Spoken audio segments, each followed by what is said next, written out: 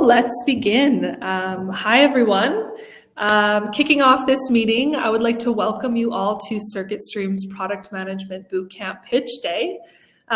Today, we are celebrating the graduation of our cohort that started back in September of 2024.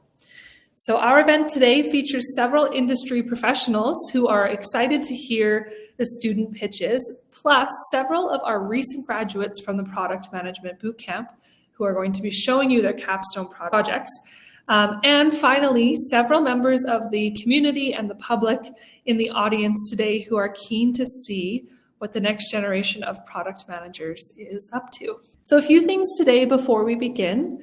The event today will be approximately 2 hours, though only our partners and guests can come up on stage to speak.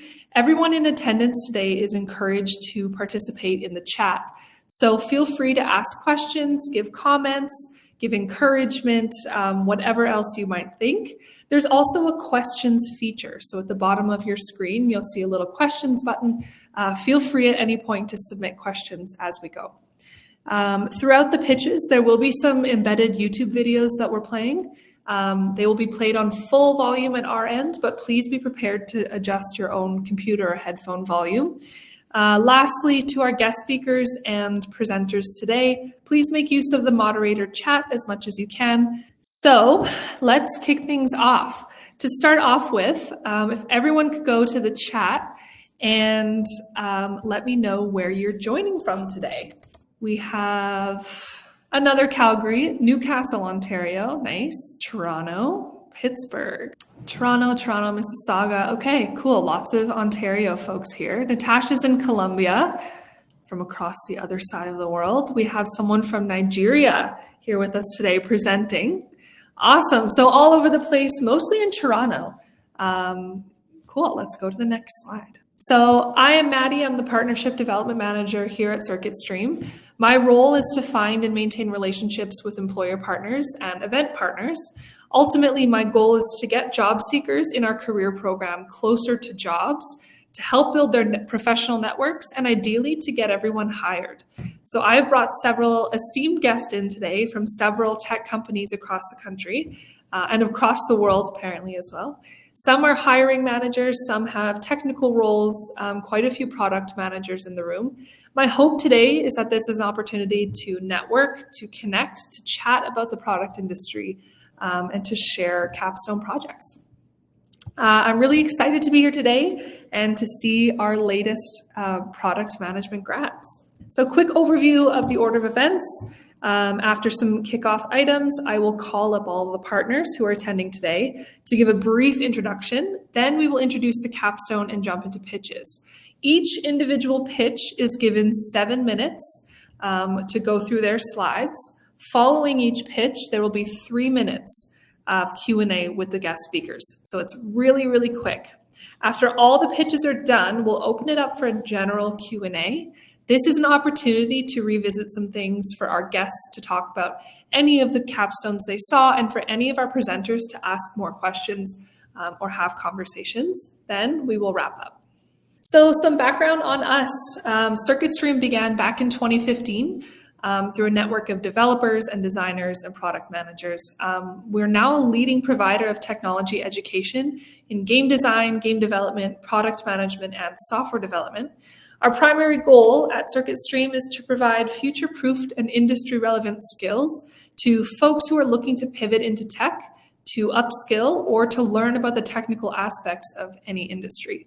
Our secondary goal is to prepare our bootcamp graduates for jobs in their preferred industry through events, through one-on-one connections, and through engaging with our extensive network of employer partners.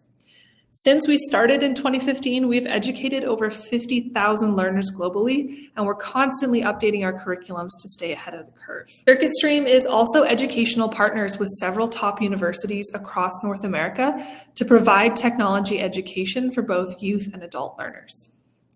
In parallel to the technical programs that CircuitStream offers, we also provide an optional career program to our bootcamp students. This program provides ongoing support for students who are keen to start job hunting right after graduation and helps them make sure that they're prepared to find a job. Through this program, we are committed to supporting our students with their careers and personal development, and we also take pride in providing as many opportunities as we can to connect our learners with industry partners and networks. We are joined here today by the lead career coach, Karin, who will come up on stage shortly. We're also joined by the product and software career coach, Corbett, who is here and who has been coaching our students all throughout their semester and making them ready to present to you today.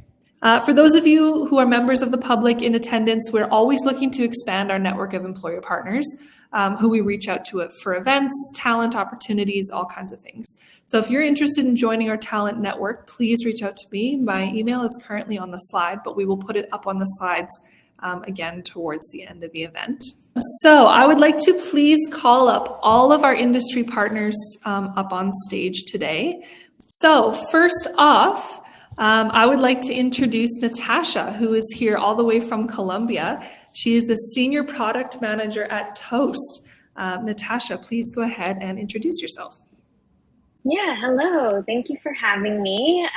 Like Maddie mentioned, I do work as a Senior Product Manager at a company called Toast, but not the POS system, if that's what you guys are thinking. Although if you're from Calgary, maybe you do know Toast.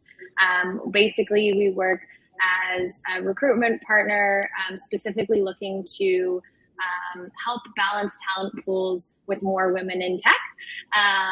And we are actually also working on developing recruiting software right now, which is where I, as a product manager, are coming in. And we run a Women in Tech network as well, where we do meetups in 12 different cities across North America. So I'm really excited to be here. I fell in love with product management pretty early on in my career. Once I decided that I did not want to be a developer and it wasn't for me. But really looking forward to everyone's pitches today. Thanks, Maddie. Awesome. Thanks, Natasha. What would you say, what was the thing about product management that made you fall in love with it? I loved the part that kind of blended analytics and people.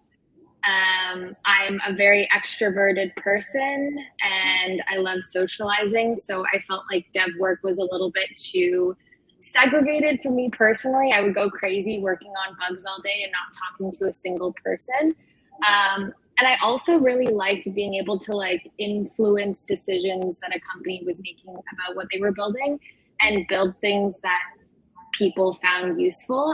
And I always had that math and computer science background as well. I studied computer science. And so I had that technical background. And yeah, there was just so much of my different parts of my personality that kind of got blended into product management and the perfect cocktail, which was really cool. Awesome. That's amazing. Thank you, Natasha. Myrna, up next, we have Myrna with Rapid Imaging Diagnostics here. So Myrna, you can go ahead and introduce yourself. Hi, everyone. So my name is Myrna Damerji. I'm a product manager at Rapid Infection Diagnostics, which is a medtech startup that is a spin-out out of University of Calgary. So I'm a scientist by training.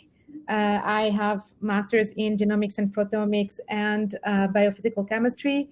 And similar to Natasha, I would say it's kind of the scientific mindset.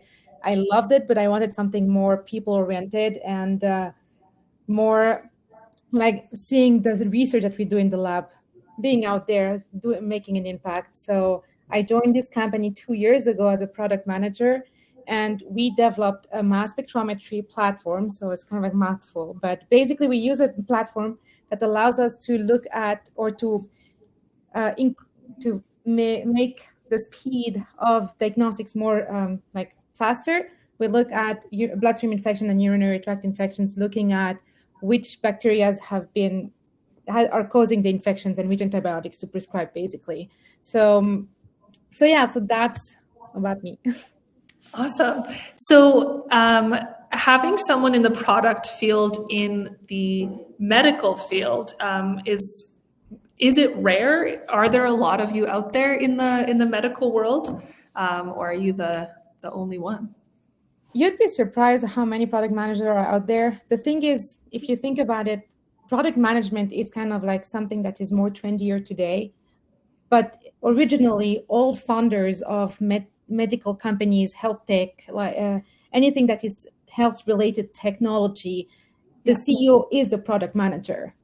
Their roles is to decide or to kind of like strategize where does the product is going, so which technology is going. So really, product management is at the foundation of a startup or any companies in the medical field or in the in any kind of like health tech or life sciences tech.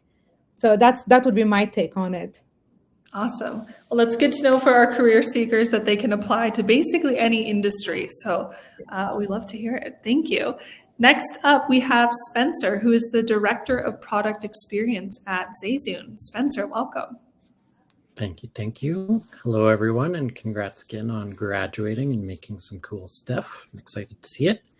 So like Maddie said, I'm the Director of Product Experience at Zayzoon, which is a small fintech company. What's product experience? It means that I lead product design, research, and product operations. So I do way too much stuff. If you're unaware what product operations is, it basically means I help coach, support, and enable the entire product team. So product managers, product designers, product marketing, doesn't matter. I help everybody. And so I'm a product leader, strategist, and I'm the kind of person who overthinks UX flows and board game mechanics. So I've spent 15 plus years leading product and design teams at places like Zayzoon and Benevity, which you might be familiar with. I've coached leaders, scaled design systems, improved equity through product, and I love maturing product teams in general. I also run Monkey's Lunch, a new tabletop game studio where I bring design thinking into game and fiction. And I thrive on solving the messiest things that I can find. So I'm autistic, which means I see a lot of patterns and different things, and it helps me in my day-to-day job. And I also love to do anything that helps us push ethical design solutions in the world. So that's a little bit about me. Feel free to connect with me on LinkedIn if you want to chat about product strategy or board games. Awesome. Thank you, Spencer. A quick follow-up question. You obviously are working on a ton of different things at the same time, and you have a varied background and experience. What would you say helps people stand out in the job market? I know that you don't directly work in hiring, but in terms of finding partners or finding things and avenues for new projects, what do you think draws you to upcoming product managers? Good question. The biggest thing for me when I'm reviewing resumes is the folks that are able to clearly articulate the outcomes and impacts that they've had on things. A lot of people think that they do that, but what they're actually talking about is the outputs, so the things they made, which is not at all the same. So I want to know the measurable impact that you had. And an example might be that on the last position we posted, I had like 1,000 applications and maybe only 5% of them did that. So that's a really good way to stand out. Awesome. Product managers, I hope you are taking notes. Thank you so much, Spencer. We're excited to have you. Next up, we have Ralph, who is the Senior Product Manager at Savvy Finance. Ralph, you have the stage. Apologies for my voice and my video not being on. I am a little bit sick today, but recovering quickly, so hopefully it'll be great by the end of the week. My name is Ralph Murray. I work as a Senior Product Manager at Savvy Finance. I actually was working as a Senior Product Manager at Microsoft on Microsoft Teams before, and then I decided, let's get back into entrepreneurship. It's been a while. So back here at Entrepreneurship at Savvy Finance, we are building a personal finance management tool to basically help people just get their finances in order, see their personal runway, kind of understand do they have the capability to build their entrepreneurship startup with the time that they actually need, or if you're working on a large organization and have a lot of money coming in, kind of learning how to manage that money to last for the long term, because that is the kind of focus of really your optionality and your movement in society. Money is unfortunately one of the key bases that people look at for what you can do and what you can't do across our industry. So I'll put the link in the chat so people can follow along. But I'm super happy to be here today and evaluate the projects. And I read the deck and a lot of interesting things we're going to see today. Awesome. Thank you. What would you say is your biggest challenge as someone who works in the product space, but also as an entrepreneur? Yeah, this is a good one. I mean, it's very interesting. One thing I noticed just managing teams and just working in entrepreneurship is the lack of customer focus. And what does this mean? Because everyone talks about customers all the time. Even at Microsoft, we were talking about customers all the time. But it's very hard to forget about the customer when you're working with your internal team. What does that mean? Let's say you have a customer project. You've done the delivery, the discovery, all that sort of just the discovery. You've got the requirements, and now you're isolated from the customer potentially if you're not engaging with them on a weekly basis. You're building that product with your designs, with your engineers, but throughout that process, you're losing or you're forgetting some of the key important needs of what that customer wants. Because at the end of the day, the engineers who are building it are going to be influencing, tearing down some of the requirements. And as a product manager, you need to be careful on when you say yes and when you say no. I actually just had a meeting today with someone who was in this predicament. They had this great customer problem they were solving for, but after talking to their CTO, they were like, oh, we can't actually do that, so we're going to do this small MVP instead. But the small MVP doesn't actually solve any problems. It's just what engineering can do. So I just had to remind the product manager, and he loved this one sentence I'll share with all of you, is it's not about what you can do, it's about what customer problem can you solve. So if engineering says we cannot do that customer problem, then you have to reevaluate as a product manager, okay, well, do I want to continue down this path, or is there another customer problem that we can actually solve and not just build a scrappy solution that only solves 10% or doesn't even solve the solution itself? Interesting. Yeah, that is great advice. Thank you, Ralph. Let's go to Aaron now. Aaron is the Associate Product Manager at Shell Games. Aaron, the floor is yours. Yes. Hello, folks. My name is Erin Sawyer. My pronouns are she, her. And yeah, I am the Associate Product Manager at Shell Games. We are a large-scale, full-service entertainment educational game development company headquartered in Pittsburgh, PA. So we do a variety of client work and independent projects across portfolios, but with a big focus on VR. In my day-to-day, I work primarily on Among Us 3D, our newest announced title. And outside of work, I'm also an independent tabletop game dev for a transformational game about gender identity and allyship. So my background is primarily in psychology and data science, but I recently went back to school to get my master's in human-computer interaction, and can absolutely echo a lot of the sentiment from the other guest speakers about how much I enjoy the way product management allows me to combine my love for data and science and research with passion for people as well. Did you say that you have a master's in human-computer interaction? Tell us a little bit about that. Yeah, so human-computer interaction is all about exactly what it sounds like, how humans interact with computers, but more broadly, it touches on design, computer science, and user experience to kind of encompass the whole experience that folks have when they interact with technology. Wow. That is fascinating. I've never heard that before. So presenters, connect with Aaron if you want to chat about human-computer interaction. Please do. Awesome. Thank you so much, Aaron, and thank you for being here today. Let's go to Sarah, who is a product manager at Dayforce.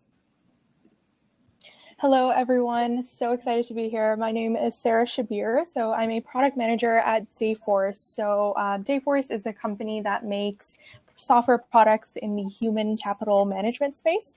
So supporting workers throughout the entire employee lifecycle. So from the moment they're hired and onboarded to getting their paychecks, their schedules, anything HR related, benefits, and then once they eventually leave the company. So I specifically work on the Dayforce mobile app team, so managing the roadmap of and delivering Dayforce mobile features in a few different areas. I've been working full-time for about 2.5 years now, and previously I was an intern on the same team. So I've been working on and off with the Dayforce mobile team for about 5 years now. So my background is in systems design engineering, So throughout my undergrad, throughout my co-op terms, I would be, going back and forth between school and working at Dayforce. But yeah, really happy to be here. Awesome. Thank you. A follow-up question for you is, you made the leap from intern to full-time employee. And I know that getting your foot in the door in the tech industry can be tough.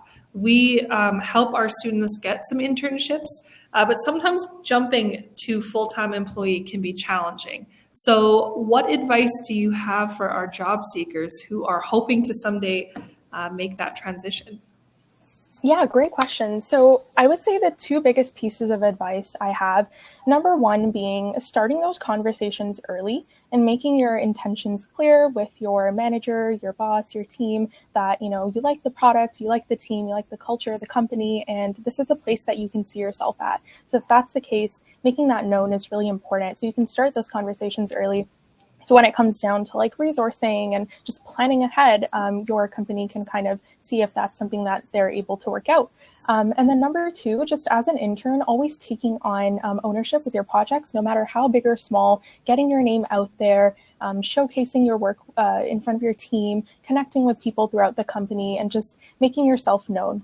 I think those are probably the two biggest pieces of advice that I like to give students, and it's stuff that worked for me. And I encourage everybody who is looking to transition from an intern role to a full-time role to kind of just hone in on these things.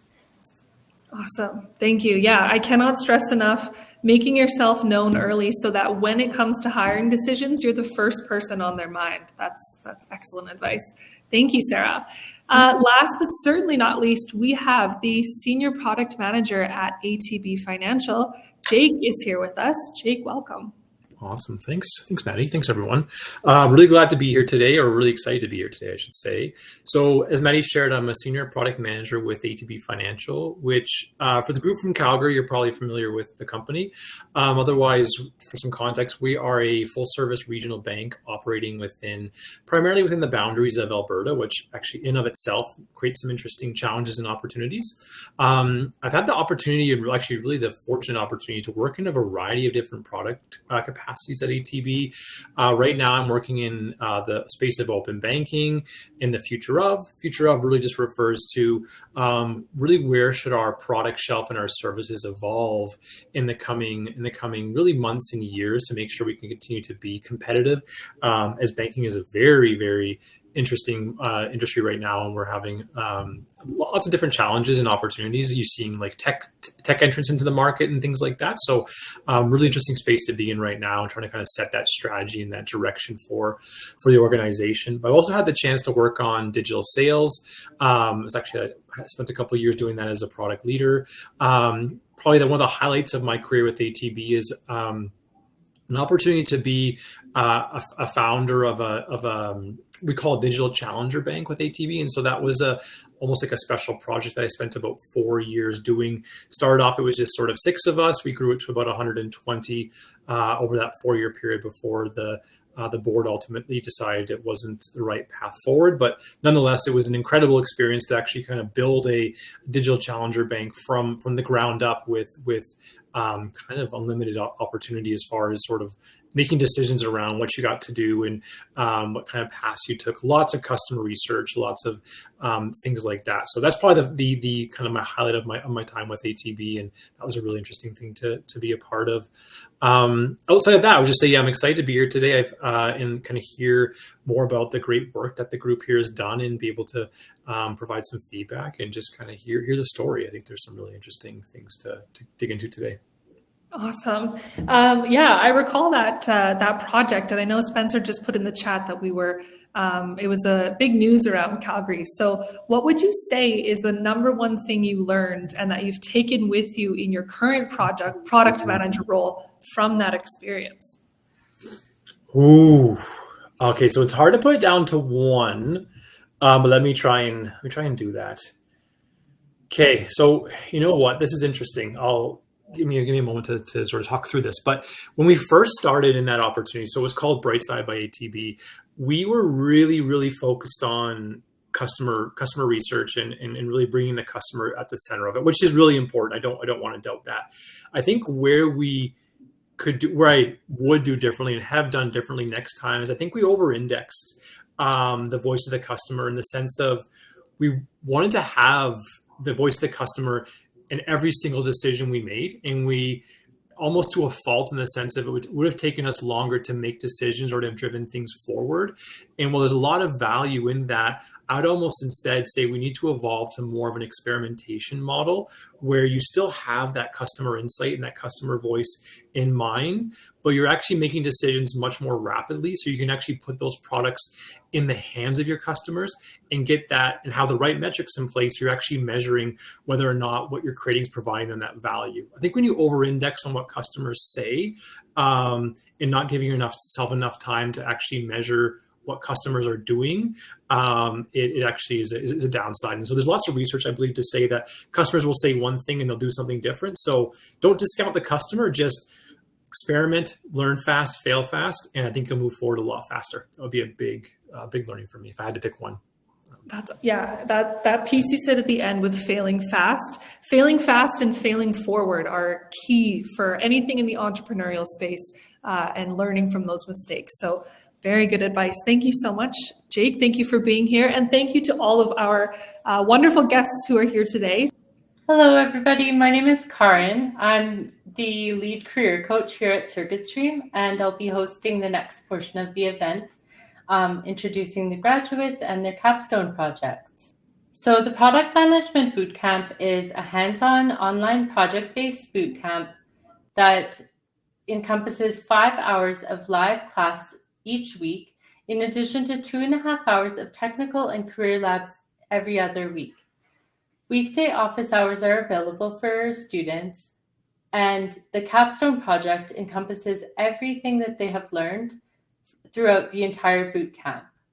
Upon completion of the bootcamp, graduates receive a product manager certification. For the capstone project, the goal is to develop a mid to high fidelity prototype of a product, applying everything that the students learned in the course with the tool of their choice, and test the product with potential end users. They are evaluated on several criteria, such as the prototype, which involves the quality, user experience, and functionality, the product requirements document, otherwise known as PRD, which encompasses clarity, structure, product overview, insights and marketing analysis, roadmap, requirements, and go-to-market strategies, as well as the execution plan, which involves alignment, scope and deliverables, risk management, and a communication plan. So today we have 7 graduates presenting,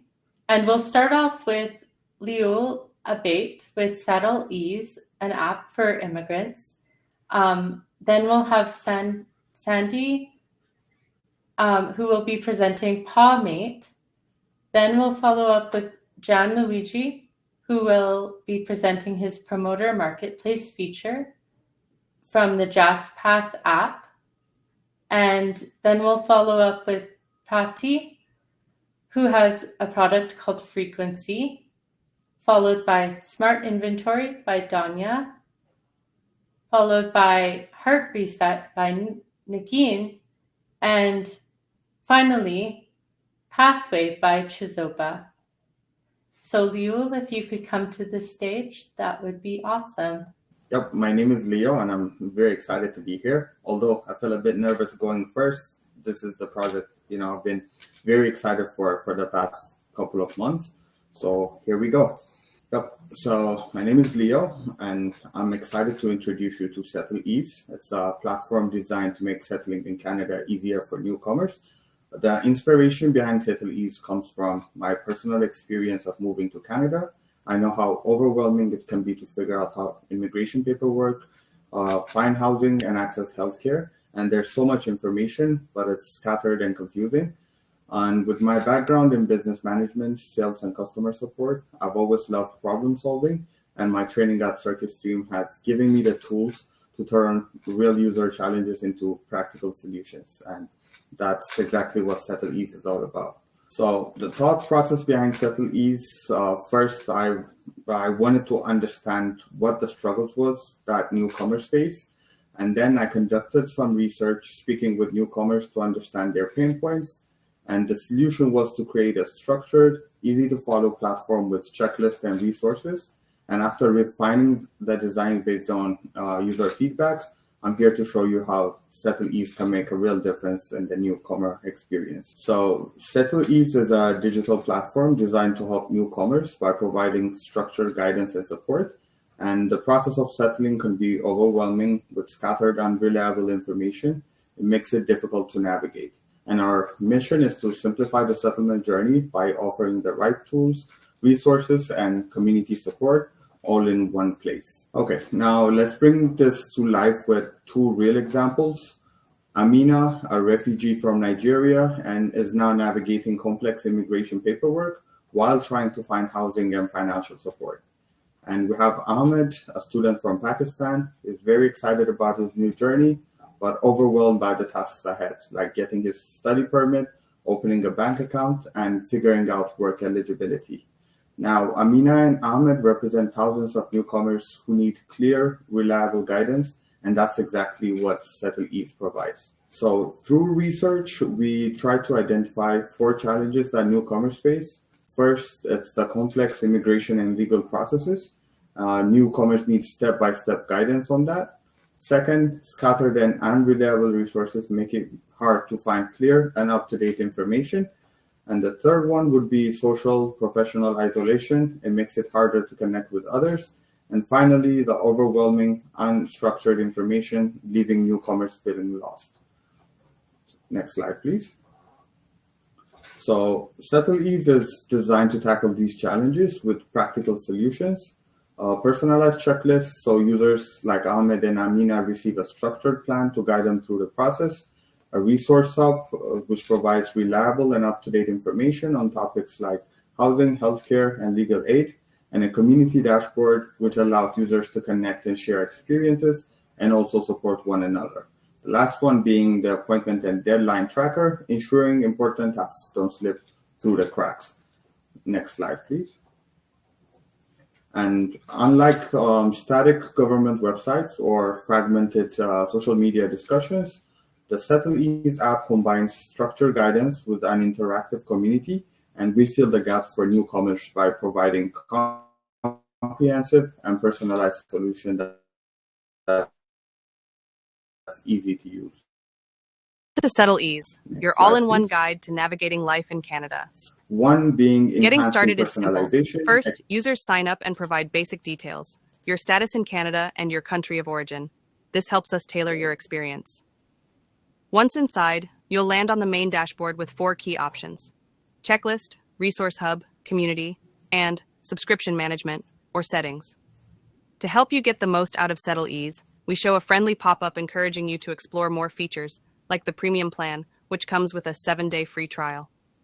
Simply enter your details, activate your trial, and unlock full access. Now, let's say you're an existing user looking to rent a house. Click on the checklist option to explore different settlement categories. To provide the most relevant steps, we ask a few quick questions about your situation. You'll now see all the essential housing-related tasks, from finding a rental to signing a lease. You can also add custom tasks, like setting up home internet, or remove completed tasks to stay organized. Need more details? You can head straight to the Resource Hub for deeper insights. The Resource Hub offers 2 types of information. 1. External resources, verified government links and official immigration sites. 2. Internal resources, articles and guides shared by other users. Still have questions? The Community Dashboard lets you ask questions, share experiences, and engage with other newcomers. Like, comment, or save posts that are most useful to you. Settle in with confidence, download Settle Ease today, and take control of your journey in Canada. Yeah, so that was a simple walkthrough of how the app works. Next slide, please. Yep, so next would be the market insights. Unlike the static government websites or social media discussions, we try to combine structured guidance with an interactive community. Next slide, please. We would have three phases. One would be to enhance personalization. The second phase would be to introduce searchable resource hub and better connection features for users. And phase 3 will allow users to save and bookmark resources. Next slide, please. So we would have two subscription tiers. The free version gives users access to basic checklist, a limited selection of resources, and restricted community engagement. The premium version unlocks fully customized checklists, unlimited resource access, and full community interaction for a seamless experience. Next slide, please. Awesome. So our strategy would be to focus on international students, refugees, and skilled workers. We plan to collaborate with NGOs, settlement agencies, and universities. And we also will be building strong community by encouraging users to share their experiences and help each other along the way. Next slide, please. Okay, so how do we measure success? We'll try to complete 90% checklist completion within 3 months, 80% of users completing key settlement tasks within 2 months, and 70% engagement with the community dashboard. And we aim to upload 50 plus region-specific resources within the first 6 months and maintain an 80% user satisfaction rate. Next slide, please. So to wrap up, newcomers need clear structure guidance, and Settle Ease is here to simplify that process. This project has sharpened my skills in product management, user research, and data-driven decision-making. Next slide, please. And looking ahead, to improve my skills, because my background is in customer support and sales, I want to understand more on product management, and I'm very open for entry-level roles that would give me better understanding of product management. And I appreciate your time. Thank you. For your premium version, how do you plan to communicate the value of the upgrade to people at the same time of their need, or otherwise entice them without having to go to the subscription page itself to find out? Thank you for that question. That's an interesting question. So it was on the demo video as well. There would be a toggle on the main page that users can click on, and it would give them information on all the values that they would get from unlocking the premium version. And we also have a 7-day free trial period, so users can see if it's actually beneficial for their journey. And yes, that's what I'm planning. That's how I'm planning to promote the subscription tier for users. Cool. My question is, have you thought about any key performance indicators, KPIs, that you could potentially track to make sure that what you're releasing is actually what customers need and that they're going to be, and then also what would you track differently on the free versus the premium version to make sure that people are actually, paying for this app that you're trying to create? All right, thank you. So we measure success, one as user engagement, and how we measure that is by tracking how many users are completing the checklists within the first 3 months of signing up. And the other thing that we're going to be tracking is how much % of users are completing at least the most important key settlement tasks that we have on the list. The other one would be engagement, especially when it comes to free and the paid version. That's one of the major differences. On the free side, on the free version, users have limited interaction. They cannot comment more than once a week, but with the paid version, they can interact more using that. So we will be tracking, how much they're engaging with the posts and articles that are posted on the community.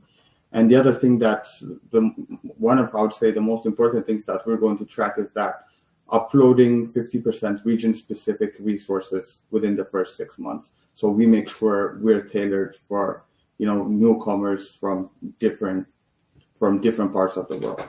All right, our next question is from Myrna. Hi, amazing presentation, and honestly, that's an amazing idea. For all immigrants, we understand the struggle, so thanks.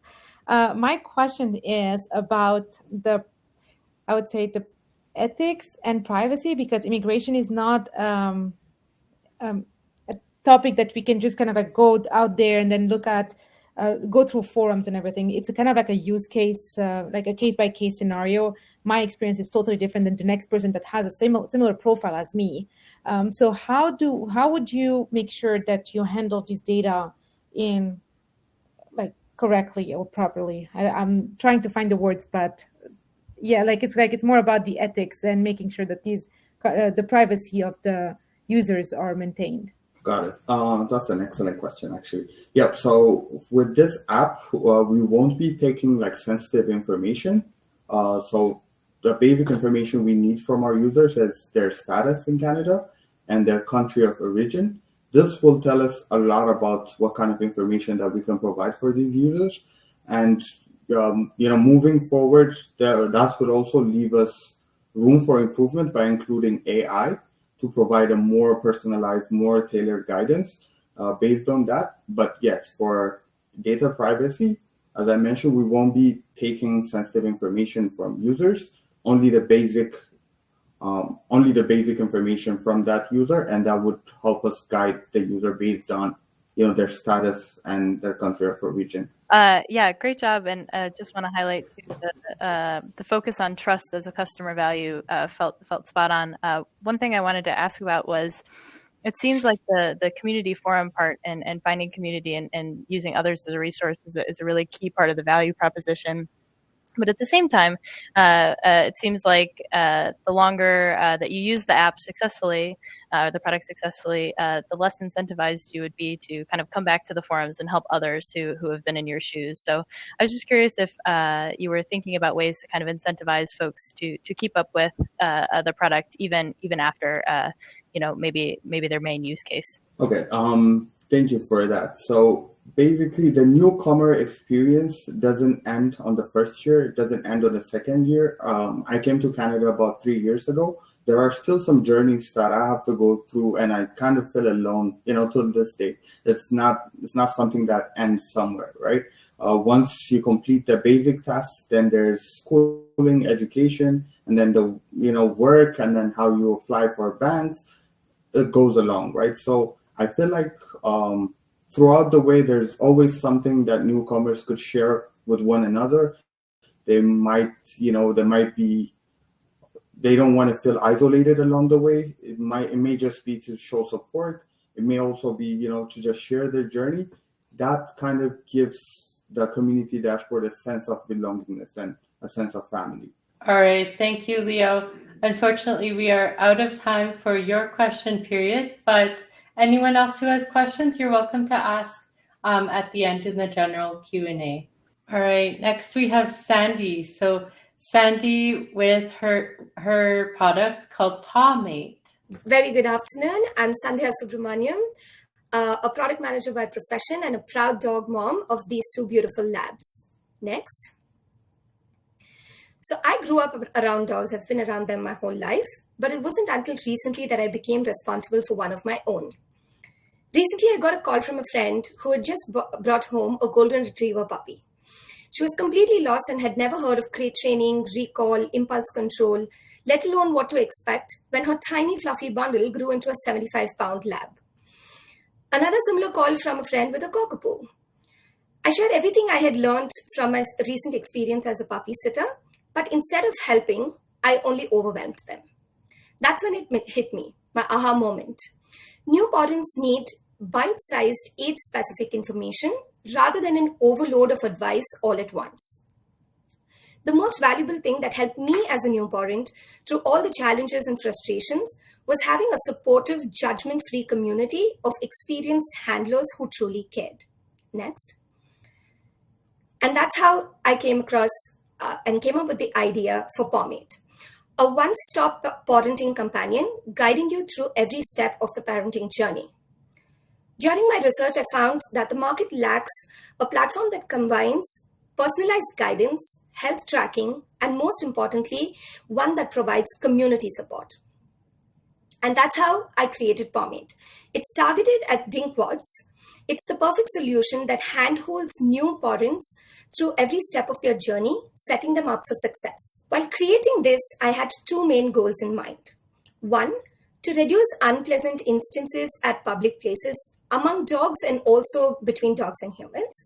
And two, to reduce dog abandonment due to unpreparedness of people who bring home a puppy just because it's cute and cuddly, without realizing the commitment or the dedication that each dog requires.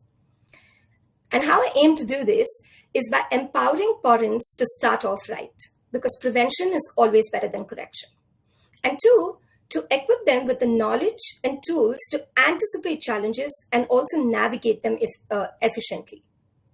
Next. What sets Pomade apart in this cluttered market is its niche focus on the urban youth to whom their fur baby is everything. An app that provides a blend of expert advice and social guidance, which results in this one-stop shop for everything you and your dog need. Next. So my go-to-marketing is multifold and targeted mainly on social media advertisements, before you get a puppy and also after through keyword mapping, tracking what a person searches for and suggesting fun and interactive games and quizzes, like which dog breed is your perfect match, or a parenting knowledge game of a fact or myth, just to see how much a person knows.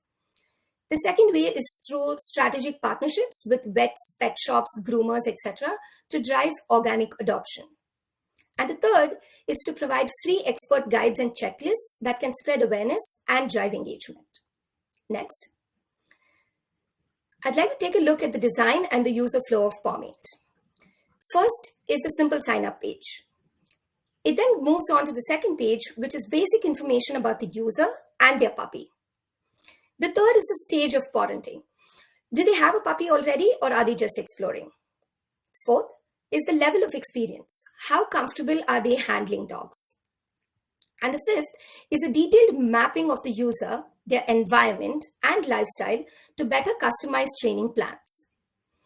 And the sixth most important one is the goal. What kind of dog do they want to have once their puppy grows up? Next.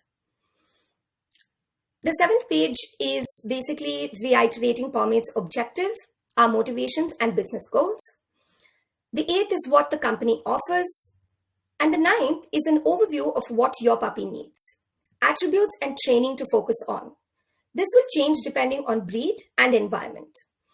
A small breed, for example, loose leashing might not be as important as aggression prevention and how to curb fearful barking.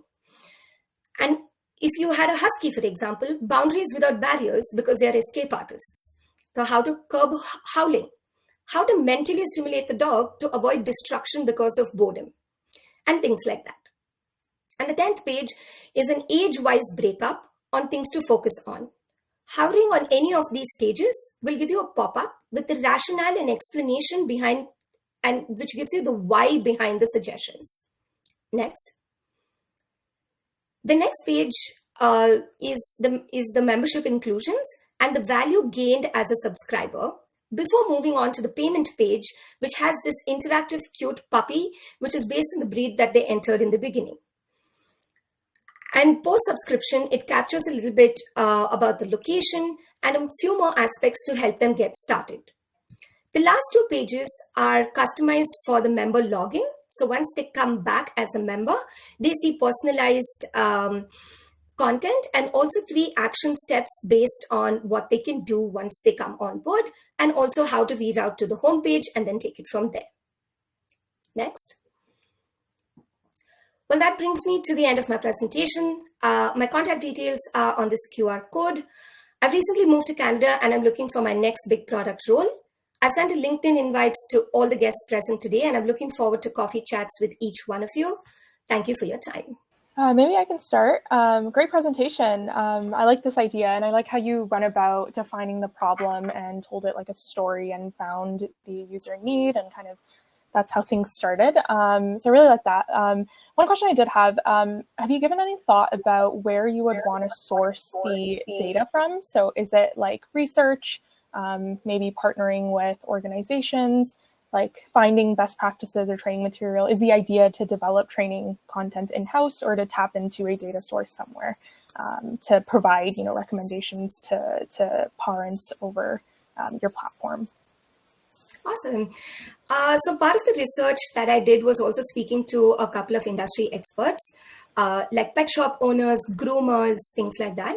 The objective of Pomade is not really to be a training hub because there's enough in the market already, but it's more to kind of help you filter on what's important and also have this community to back you up and kind of like handhold you through the process, right? Like if you're facing something, just having somebody to talk to and who may have gone through something similar is going to help you through that process.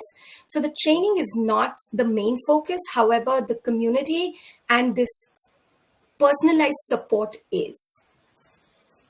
That's fair, yeah. Thank you. I can go next. What really amazing presentation and amazing idea. It's kind of like anything that has to come with like helping with pets is always a good idea to help out people out there. So what is really the value differentiator between your app and all the other apps out there? Because this is definitely something that is very, it's a space that is very busy. Right. That's perfectly put. So what I did is when I did this competitor analysis, I deep dived into a couple of things that are available in the market, right? One of the main things that's being promoted on social media aggressively is professional training services. So a lot of content that's being created, on how to walk your dog, how to get them to stop reactivity and things like that is by professional trainers, which costs a bomb. And the second is apps that are hyper-focused on one specific area. There are training apps like Doggo, Good Dog, Pupper, things like that. There are health apps like Pet Desk and Pawprint. There are sitting apps like Rover and Trusted House Sitters, things like that. And then there are activities, right, like Bring Fido and Sniff Spot. But none of them actually combine everything. And none of them actually focus on community support. And when I say community support here, every mom has a mom group that they go to, right? Like, so humans have, or rather human babies have that privilege, but dog babies don't. Like I didn't have anybody until I found this community. I basically fostered a dog, and that's how I got connected with this community of fosters. And they step in and they literally changed the way I perceived it. I had a dog before that, but the way I brought up my first dog to the way I brought up my second dog, it was completely different because of this support that I got. In fact, there was once that I didn't even know how to put a gentle leader on.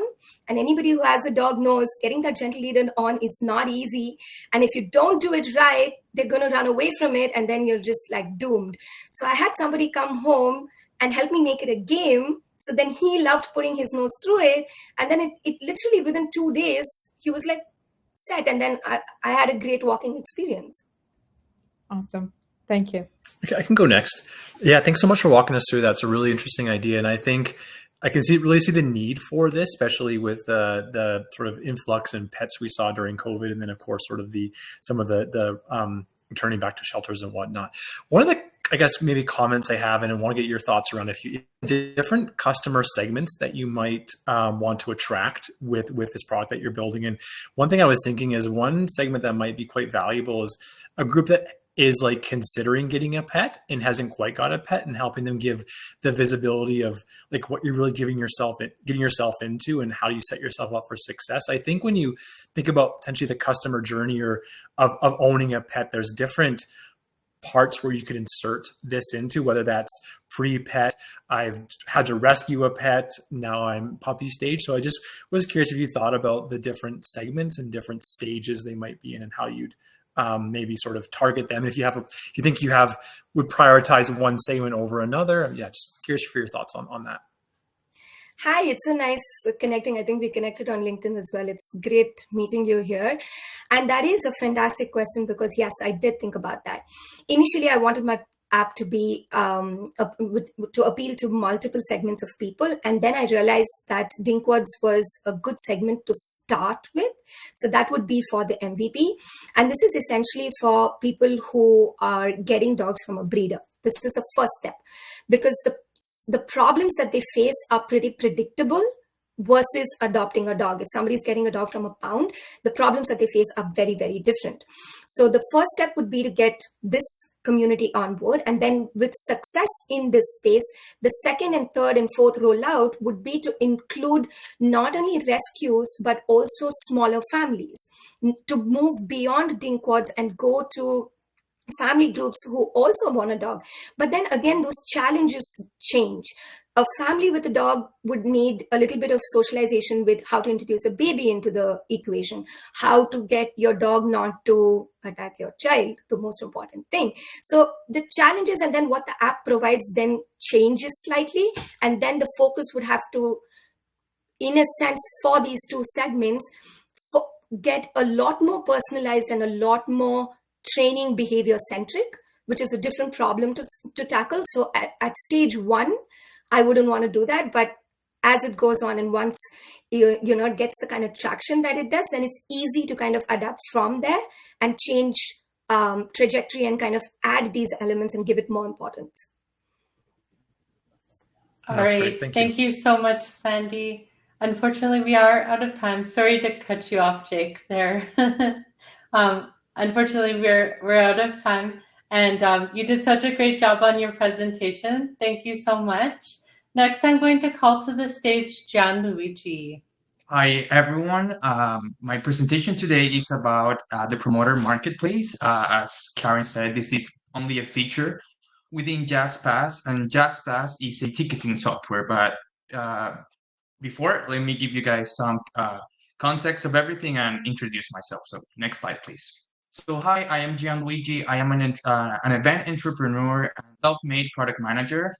Over the last 8 years, I've been in the event industry and I built SWA, a successful event production company. And along that way, I sold thousands of tickets and was able to expand the company across the entire Canada.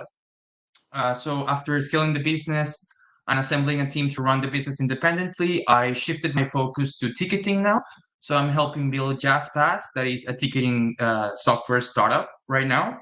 So for those who are unfamiliar with what a ticketing software is, it is a software used by event organizers to publish and sell tickets online. So if you ever purchased a ticket for a concert or a show, you did it through a ticketing software like Ticketmaster or Eventbrite. So although building SWA and launching JazzPass has been an incredible learning experience for myself, I am ready for the next step in my career. I want to transition into a more formal product management role where I can apply my expertise in startups, events, and drive product strategy at a different scale.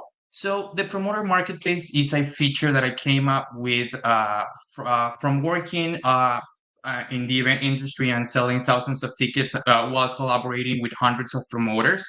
And while I use different ticketing platforms, I noticed that there was a significant gap because most ticketing systems right now are built only for event organizers and for attendees, but they completely forgot another user, that is the promoter, the middleman that sometimes help the organizer sell more tickets, right? So I noticed that the existing solutions were missing on ability to connect organizers to promoters. They were failing to give promoters tools to track their performance and essentially there was no tool to automate the entire process for event organizers that use promoter referral sales in general. So today, I will share how this feature that I created not only bridges a gap in the market, but also showcases my product management journey. So next slide, please. When I was designing this feature, I looked at the three main users that will be interacting with a feature like this in a ticketing platform that are,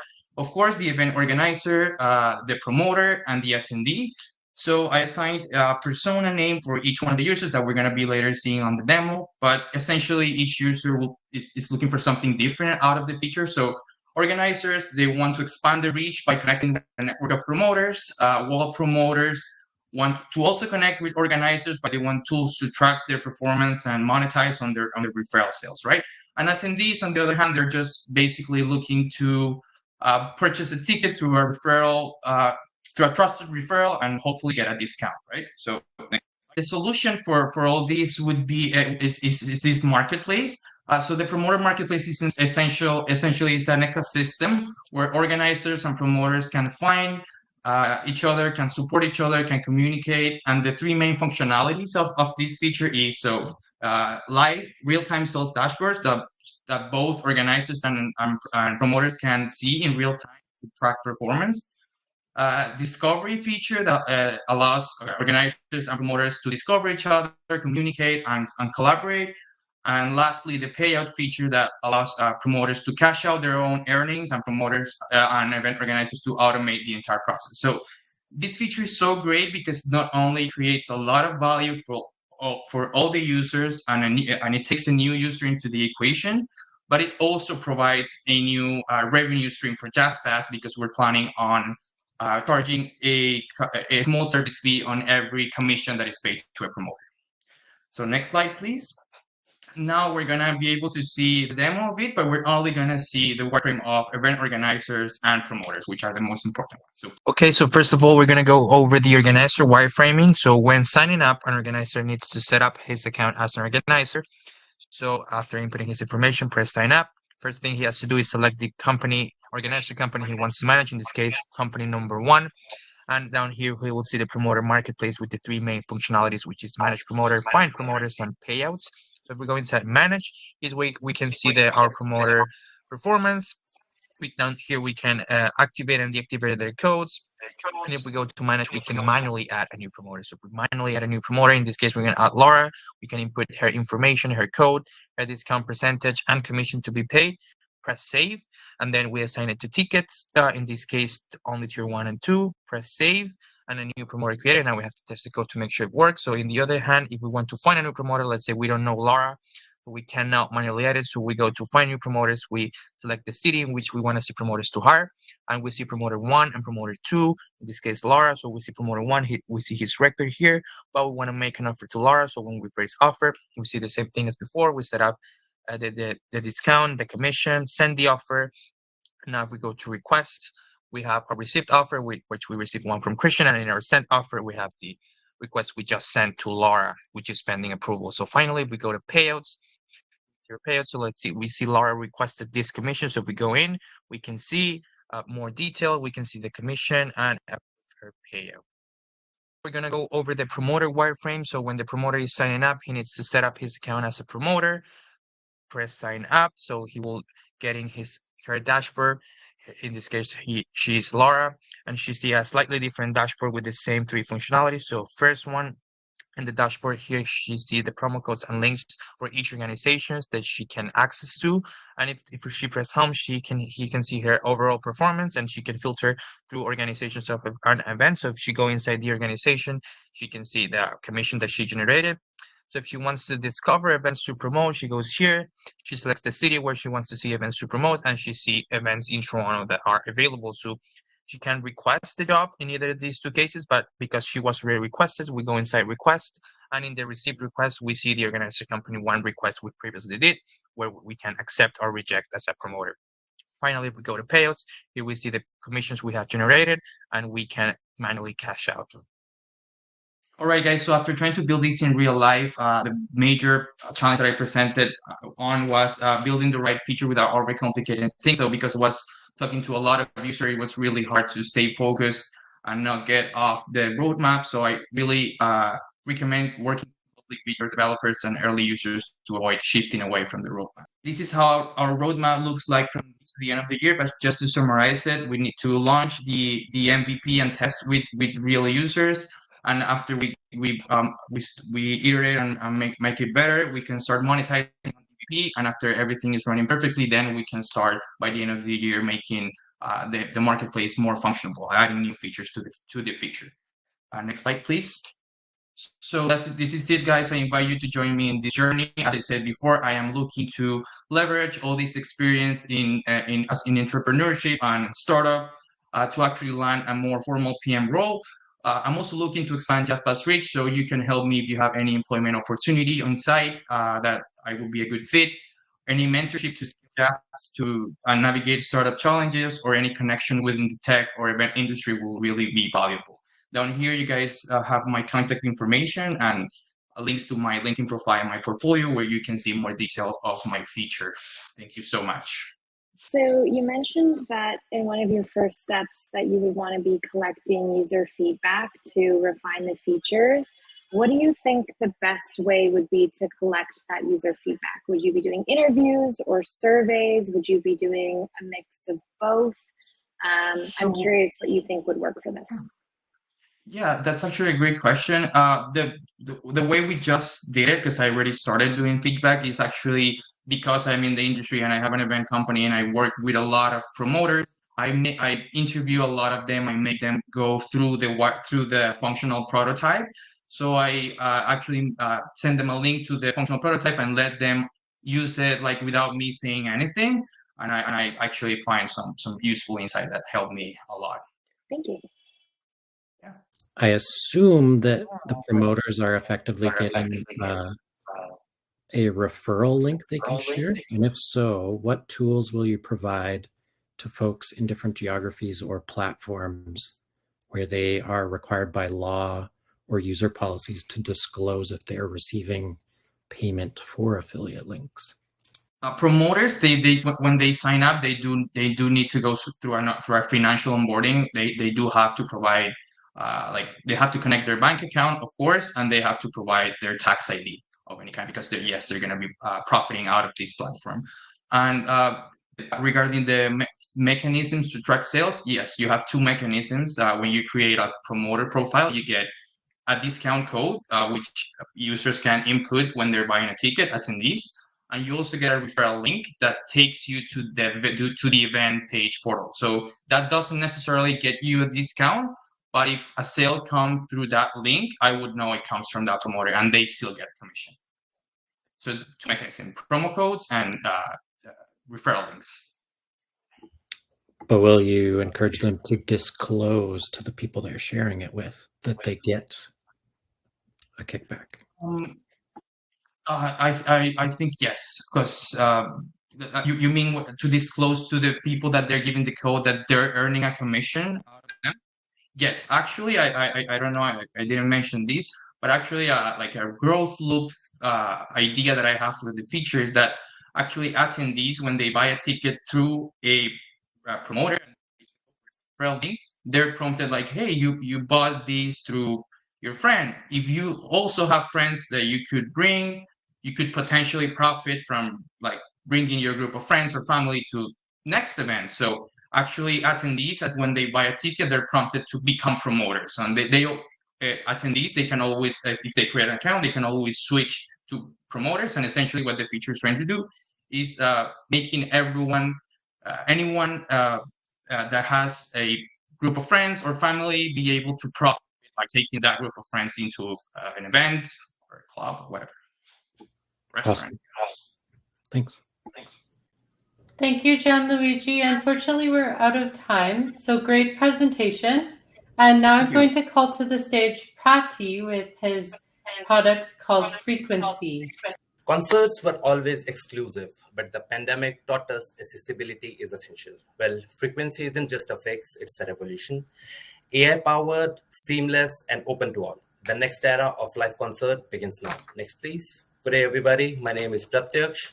I create, build, and bring new ideas to life. With a master's in business analysis and background in electrical engineering, I'm passionate about solving the complex problem and drive ideas forward. Excited to be here today and dive into what's next. Next. To validate the problem, I conducted a mixed method study, which is consisting of a quantitative surveys for scaling and a qualitative interviews for the depth. Based on the results, I found that 61.1 users skips concerts due to the high cost, and independent artists even struggle with the exposure and the monetization. Addressing the gap, well, fans want more immersive access and artists need a better reach. Frequency bridges the gap between the two with the AI-powered experience. Doing the market analysis, the live music industry is set to be 30 billion plus in 2023 and still growing.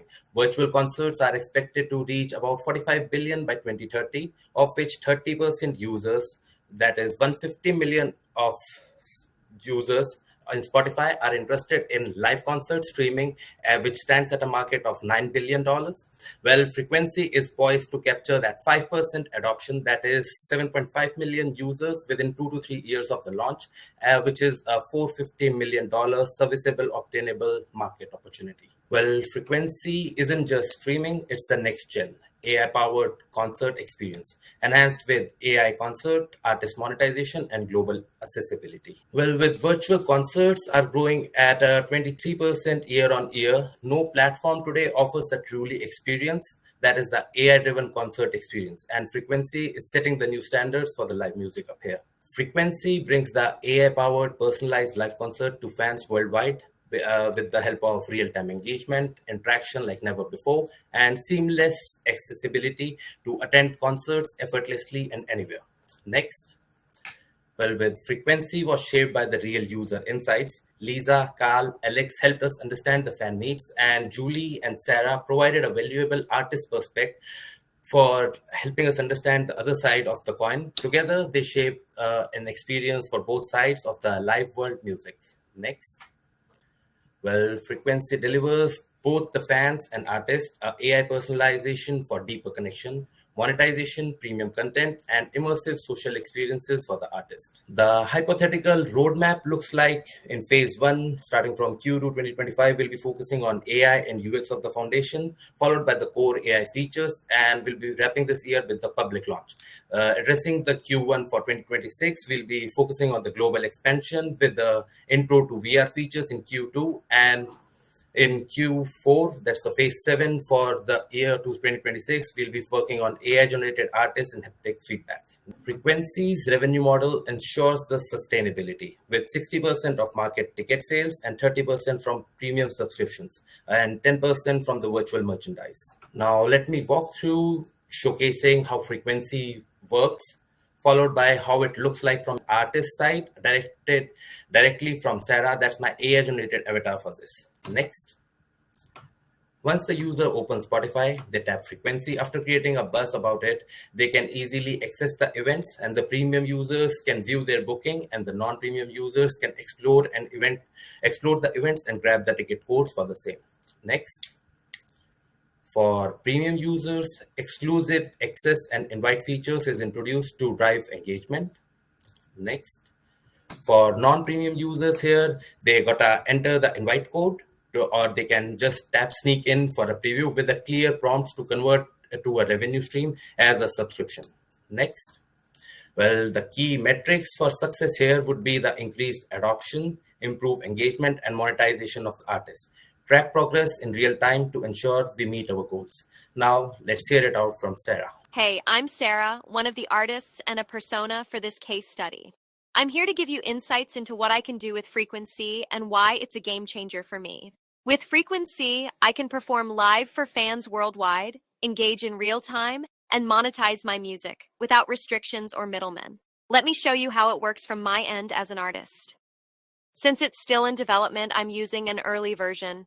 Once I sign in, I land on my dashboard where I see my performance overview, monthly viewers, subscribers, and engagement metrics like likes, comments, and shares. These insights help me understand my audience. Next, in Host an Event, I can customize my live performance, set a title, description, date, and time. More importantly, I have full control over pricing and audience settings, whether it's a private event, enabling comments, or allowing song requests. Practice mode lets me test my setup before going live, adjusting audio, video, and overall streaming quality for a seamless experience. Once I'm live, I have access to a real-time chat panel where I can engage with fans, respond to messages, and manage song requests. Plus, I can track audience metrics instantly. Beyond performances, the learning section helps me explore monetization strategies and industry trends, keeping me informed and growing as an artist.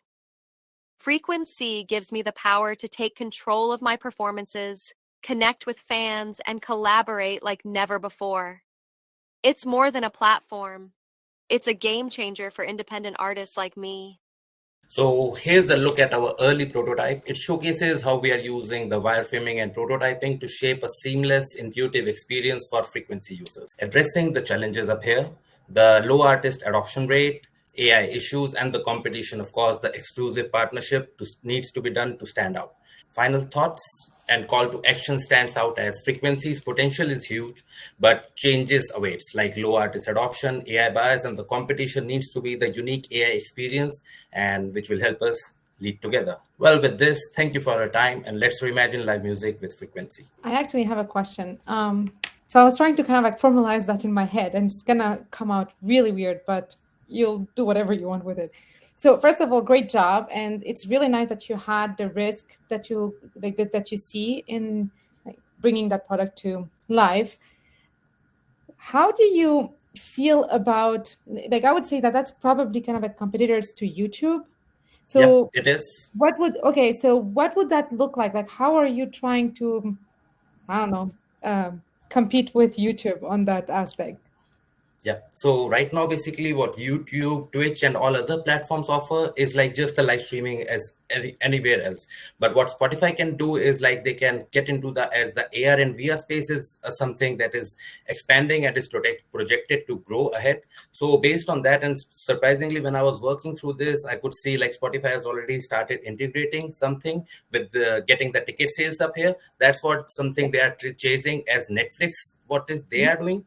And that's where the competition is up here, in which we will be working with the AI specialization, which will stand out as Spotify already has got a big user base, and it will be an easy conversion, getting them access from just an app, which no one is doing in the market yet. So they need to be an early starter to grab it. And great point. Like the thing that maybe, is there a question or can I keep going? Okay, so the next thing is kind of like, that makes me think of the cost of implementing these types of technology. So that means like if you want to use VR and AR, that means you have a cost attached to it, especially for the audience, right? So I'm a Spotify subscriber, and I'm already complaining about the membership that I have, like the subscription amount that I have to pay for Spotify.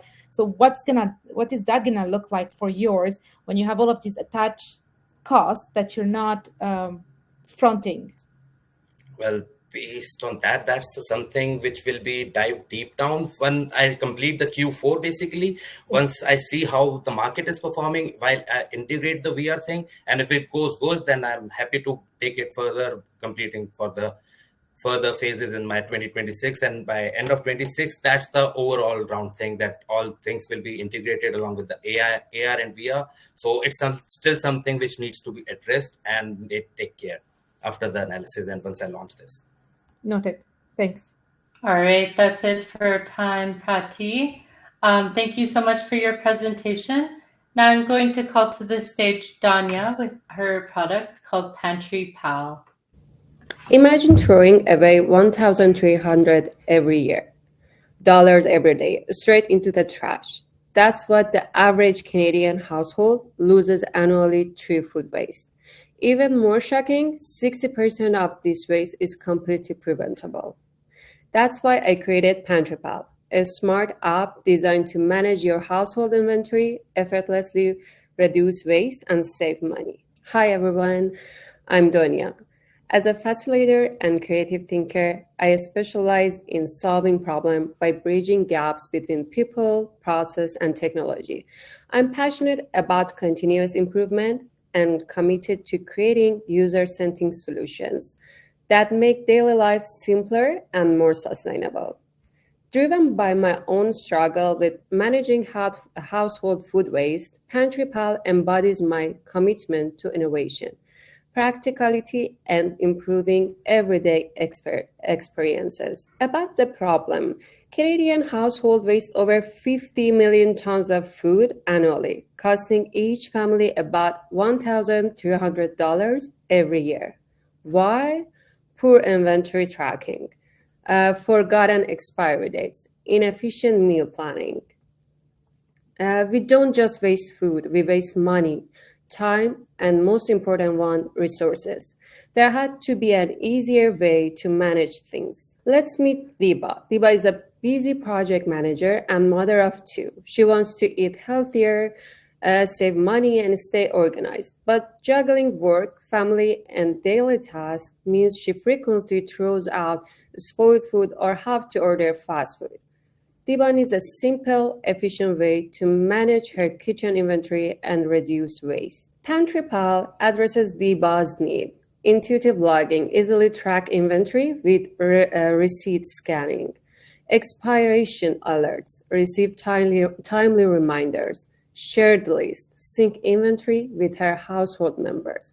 Recipe suggestions, personalized to her pantry items and dietary. Meal planning and shopping list, automated and efficient. PantryPal helps reduce waste effortlessly, saving time and money. In just 4 weeks, I moved PantryPal from concept to prototype. Week 1 was researches, user insights, competitor analysis. For week 2, wireframes, feature prioritization, and initial validation. Week 3, MVP development and monetization strategy, user feedbacks integration. Week 4, refinements and preparing for pitch day. Here's PantryPal in action. Welcome to PantryPal. This is our homepage. Whenever Diba opens the app, she can check notifications for ingredients that are about to expire, view her weekly or monthly reports, and more. These reports show details like how many items have expired and which ingredients are used most often. In addition, there is a health news section to keep her updated. Before diving into inventory overview, let's check out the meal selection part.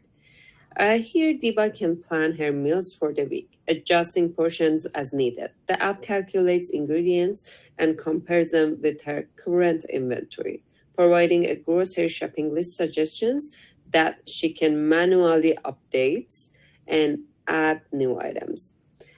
In the next option, we had add new items manually or by taking a photo of a receipt, which automatically updates the inventory. In the settings, she can customize her dietary preferences and grant access to other household members. Now let's move on to the inventory overview.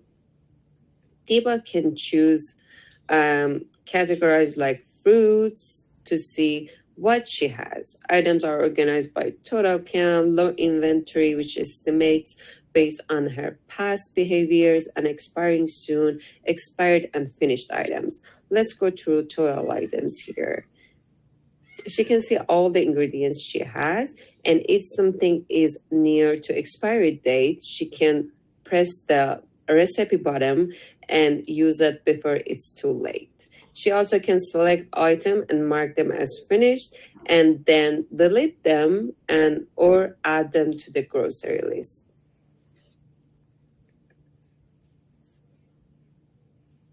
Early testers highlighted automation is crucial. Users dislike manual tracking.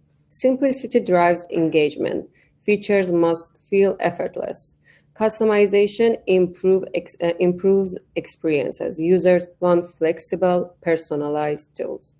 These insights are shaping PantryPal's ongoing improvements. Future improvements include gamification and rewards, incentives for reducing waste, grocery store partnership, automated inventory updates with grocery stores, and smart home integration, compatibility with Siri, Alexa, and Google Home, voice commands, hands-free pantry management, community section, share recipes and experiences with others.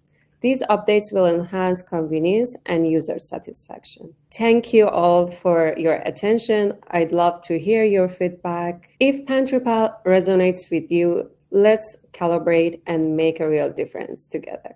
Thank you. And Ralph, would you like to ask a question first? Yeah, of course. First of all, great presentation so far. A lot of amazing work and such a real problem to still be solved. I mean, everyone in the chat as well faces this problem. It's so hard to plan food. Even if you have kids sometimes they want to eat takeout one night and then you've just messed up the whole schedule. One question though that has been an eternal problem with this type of space is the logging of information. I know you talked about the grocery store partnerships, the voice integrations, all that jazz, but what happens if you don't get any of those partnerships? Are there alternative ways that you've thought of and maybe didn't explore in the pitch deck that you were looking at for actually automating that initial manual entry? And if not, I'd just like to share a potential example for that. Yeah, actually, I think a lot about this situation because it could be too much manual work. But I just put all the ingredients that everyone might buy in there. So the person just need to go there and update the numbers. But beside that, the system automatically updates itself. For example, when someone choose the meals they want to have during the week, the ingredients will be calculated, and it will see how much inventory do you have, and a grocery list will created eventually. And when you bought the grocery list, you just press a button, mark as bought or mark as purchased, and all the things you had in grocery list will automatically added to the inventory. So after a while, the system will update them itself. But beside that, I will design a feature that I designed it, but I didn't coding it. I'm not sure if it's applicable or not, but I taught to the software developer, and apparently it is. When you take a photo of a receipt, if you have the receipt, for example, I think each grocery stores have their own receipt configuration. So if I have that in my system, by taking a photo of a receipt, the system will update it. So there will be no need to integration with grocery stores, but I want to try that because when I can integrate with that, the expiry date will automatically update it too, which is too much work. And now I design it in a way that system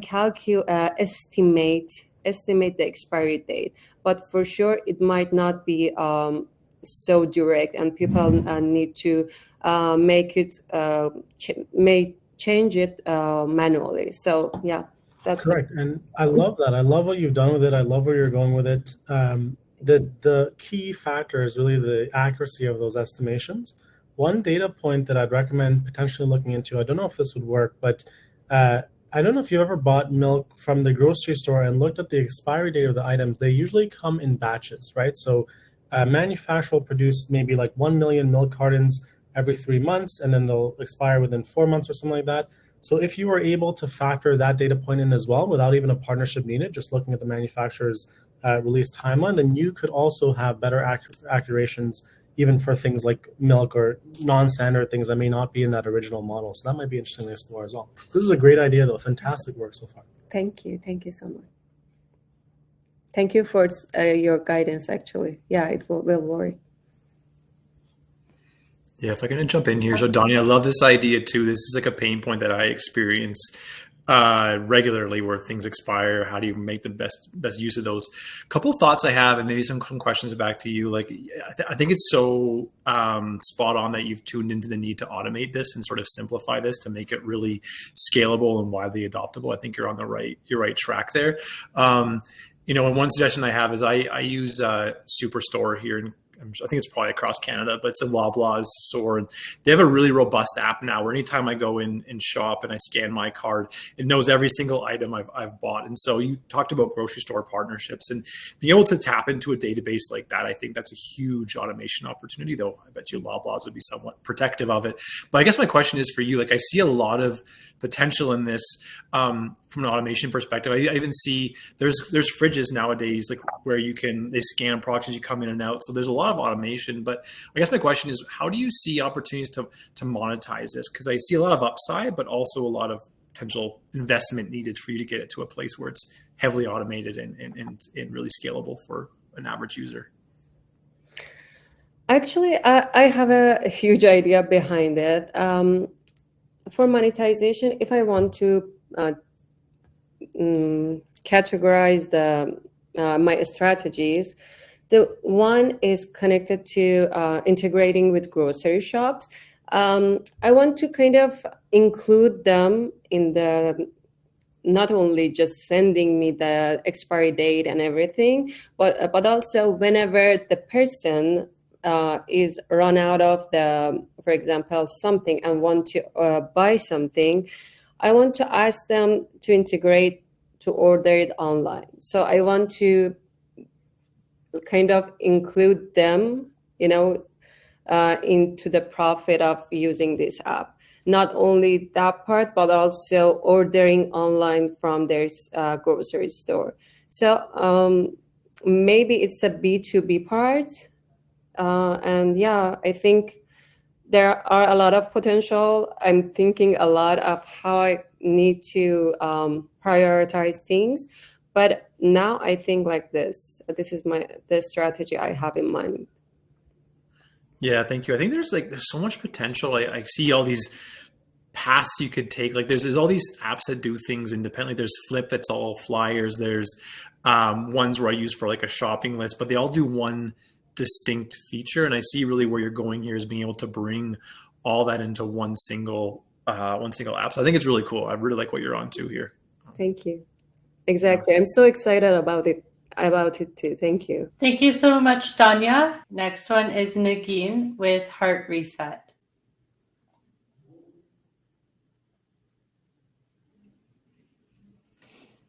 So hi, my name is Nagin. I always believe that growth comes from stepping out of your comfort zone. With this mindset that has guided me my path, evolving from designer to developer to product leader, and where I bring ideas to life.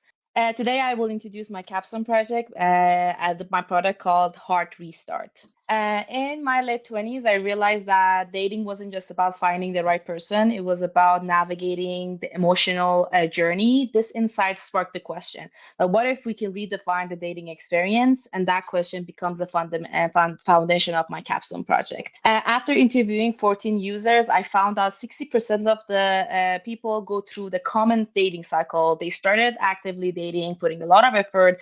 Over time, they face emotional challenges like burnout, rejection, and self-doubt.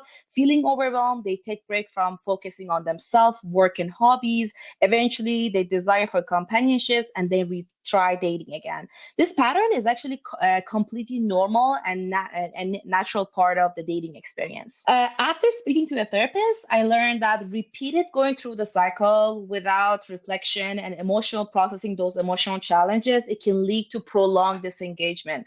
And prolonged disengagement can be really harmful, increase the feeling of loneliness, isolation, anxiety about dating, and lost confidence in social or romantic situation. It creates a really unhealthy cycle that creates it even harder to return to the dating again. To break this cycle, to break this unhealthy cycle, individuals need to focus on emotional healing, self-discovery, and intentional dating. These practices can actually help to create healthier and more positive dating experience. I reviewed Clara, Journey, BetterHelp app to see if they provide tools like self-discovery, emotional support, dating advice, community connection, and also expert guided. And I found that no platforms offer the completed dating support system, which shows me that there's a gap in the market. After analyzing the user needs and market gaps, I designed 3 user flows. One is guided exercise, connection tracking and reflection, and fictional stories to help users to restart, reflect, and rebuild their dating journey. The next demo will go through all of these user flows in action. Starting with guided exercise, this flow helps users reflect and build emotional resilience.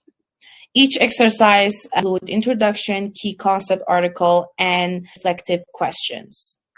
Users can save and revisit and redo and update exercise anytime. Users will receive personalized exercise recommendation based on their engagement and activity. Also, users receive badges to reward progress. Next is connection tracking and reflection, designed to help users track dating experiences and recognize patterns. Users can add and manage update connection easily. Users capture key moments and log feelings, green flags, red flags to track emotional highs and lows.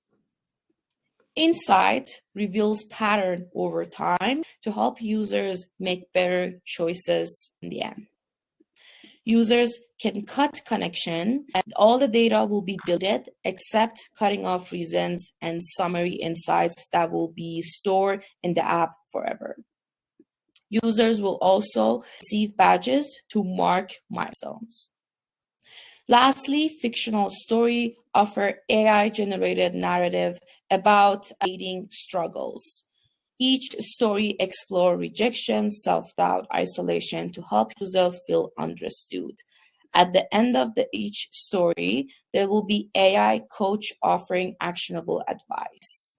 Also, each story, users can discover relatable story based on their reading history. Users will receive badges to reward engagement. Thank you. So the MVP roadmap and go-to-market strategy consists of 4 key phases. The phase 1 is MVP development, focus on building the core features while creating buzz through teasers, weighted lists, and throughout leadership content. Phase 2 is going to be soft launch. We will release a beta version of the MVP to kind of like for early adopters to gather real feedback and optimizing the UX. And the phase 3 is going to be the main launch when we drive growth through PR, influence market, referral programs, and targeting ads. If we have 50% feature engagement and 40% retention, then when we go to phase 4, that will be premium launch. This is phase we introduce the premium features and give exclusive trailers and re-engagement and strategy and boost conversation. So in conclusion, the hard reset is the first aid solution for dating burnout to empower users from re-entering into the dating world with confidence and fostering healthier connection and strong sense of self. Thank you so much for listening. I actively looking for new opportunities. If there is a role that align with my skills, I would love to have a chat and let's connect. Thank you so much. Spencer, go ahead when you're ready there. Thanks. Great job. It was really good. At the last chunk there, you shared about chasing adoption and engagement first, and then only monetizing when it reaches a certain point, which is excellent. I love that. Just curious, what made you arrive at the particular numbers that you chose to attach to that? You're talking about the metrics, right? Yep. Actually, I created like a list of things that I wanted to like make sure like there's a list of things that I want to make sure that the MVP is successful. And these are just like a summary of like all of them. For example, one of them was just like 50% of the users for the first month at least finish 2 exercises, or at least add 1 connection, or at least have 1 moment, or at least add 2 stories. And that makes me understand that this is actually what they need, and this is I kind of understand what they need, and they like this feature. And either or maybe there's nothing there and there's no satisfaction, and I can just delete that feature and then move on and then revisit back. Okay, that's very mature thinking. Very good. Yeah, so obviously, dating is a super vulnerable subject, right? And like I think that's the whole point of the product. I'm wondering if you could talk a little bit about some of the safeguards that you're thinking about for folks using the app, and kind of careful design to make sure that their needs are being met in a way that's not harmful or encouraging them to shut down. That's actually a great question. I actually really wanted this app to be there because when I was dating, and I actually am one of those people that I like dating apps, to be honest, because I view it as just a Excel sheet with data with people. But what I think of it is like there is this gap of like people meet new people, but then there's need for people to process those emotions that it comes with it. And there are some journaling applications or BetterHelp, but they're not genuine. They're not like targeting specifically to dating needs and wants when people go through it. When I was dating, I went to therapy and it was really expensive, to be honest, but I would do it again and again, to be honest, because it was really nice.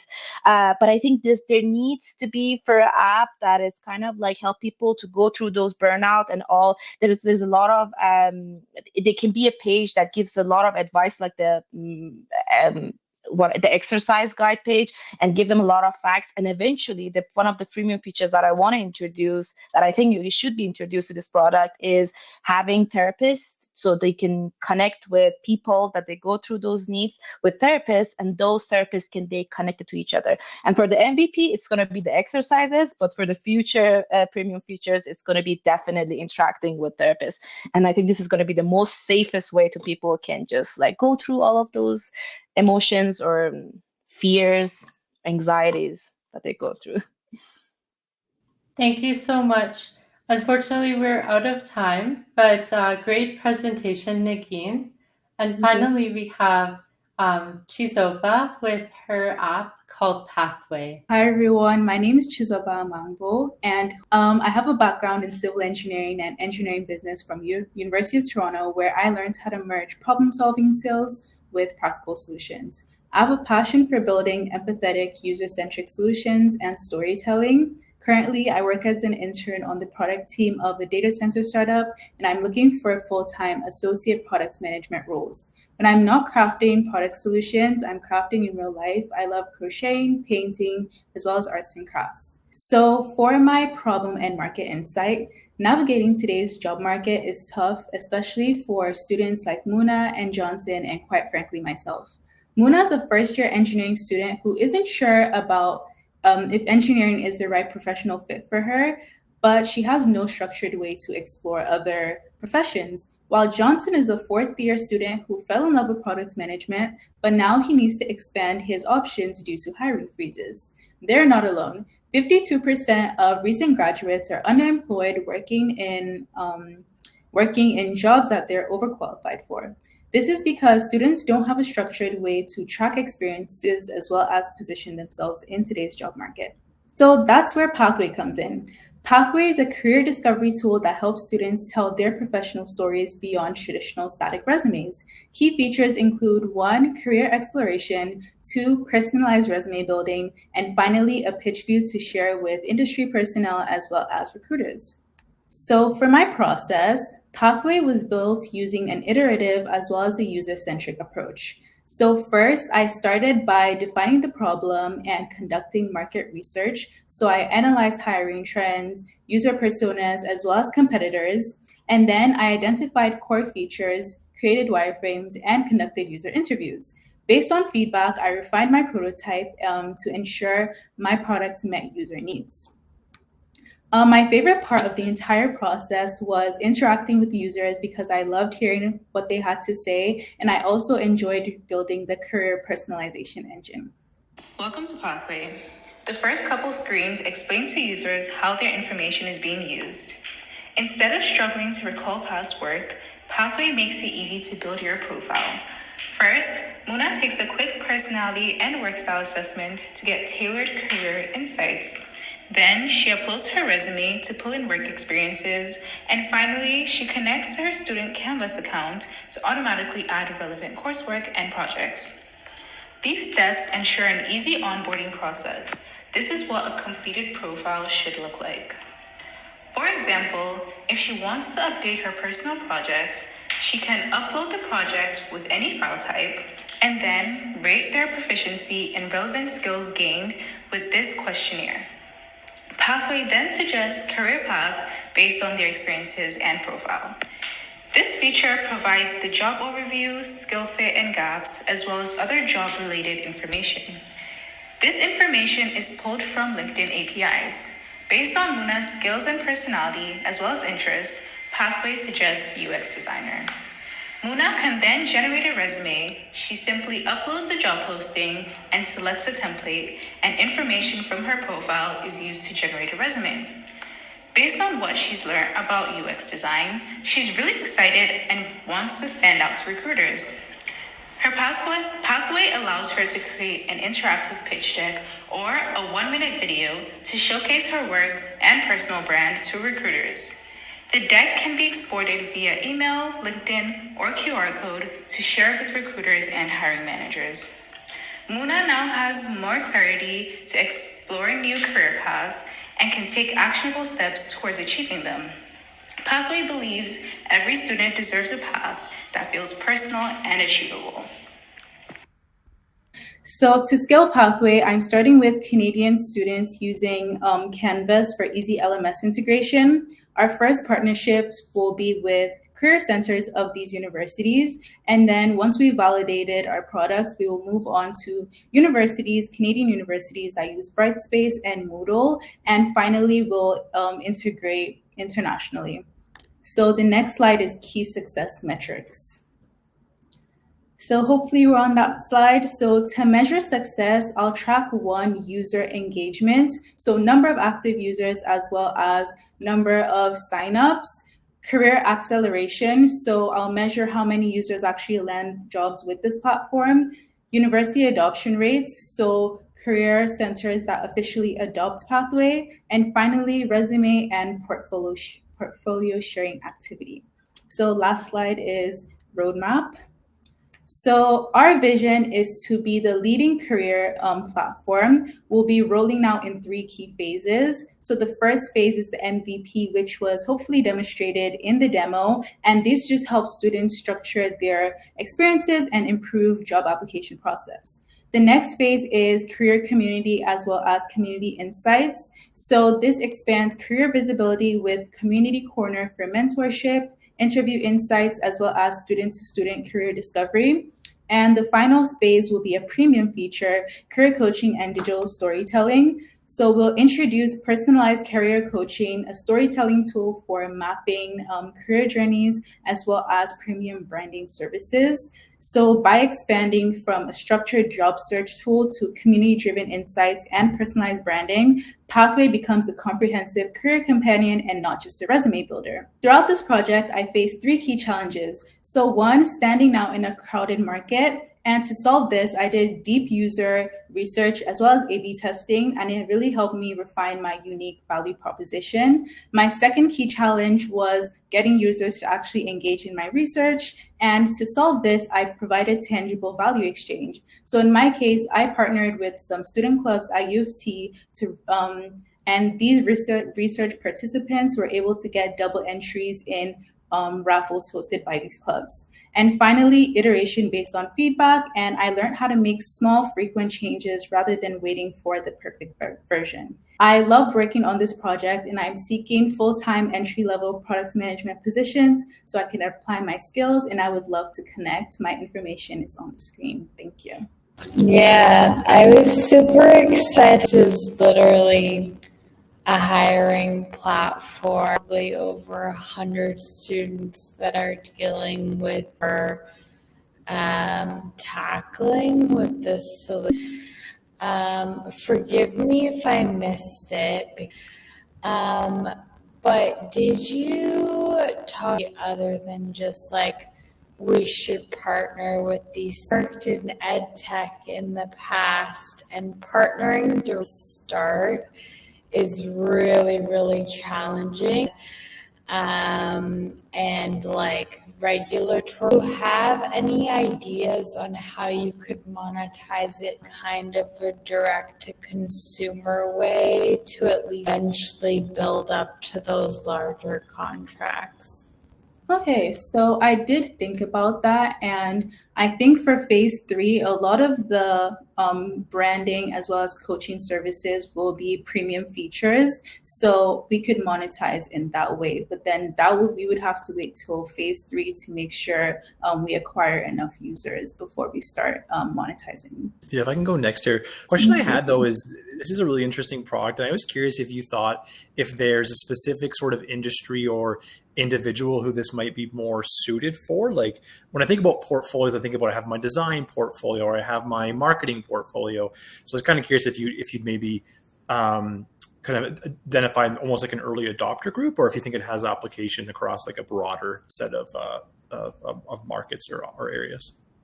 I think it has application across different types of industries. So first thought of mind is product managers and marketing. But for example, a CS major, they may want to showcase their software product, and different majors, there are different soft skills that they may want to show. So if you look at, or in the demo, if you look at the PRD, there are different file types to insert in that presentation deck. So we account for different types of industries. Cool, thank you. Thank you so much, Shizoba. You did great. I will pass the mic to Maddie. I just want to say a huge congratulations to everyone today. Thank you so much for being out here, for putting your ideas out there, for pitching. I know it can be stressful, so please go ahead and give yourselves a big round of applause. You all did an amazing job, and we've seen how your presentations have grown over the last couple weeks, and it is amazing to see. Unfortunately, we are at time, but what that means, though, is that everyone's Q&A was a little bit fuller than we expected, which is a good thing. So we're going to go ahead and wrap up here. But in the last few minutes, if anyone has any more questions, please go ahead and put them in the chat or in the questions box. And we'll try to let all of the presenters get to those. So again, thank you so much to our guests for volunteering their time to be here today. We really appreciate it. We couldn't do this without you. Presenters and students, if you could please join me in the chat to say a quick thank you to our guest speakers for being here. I really appreciate it, and thank you again.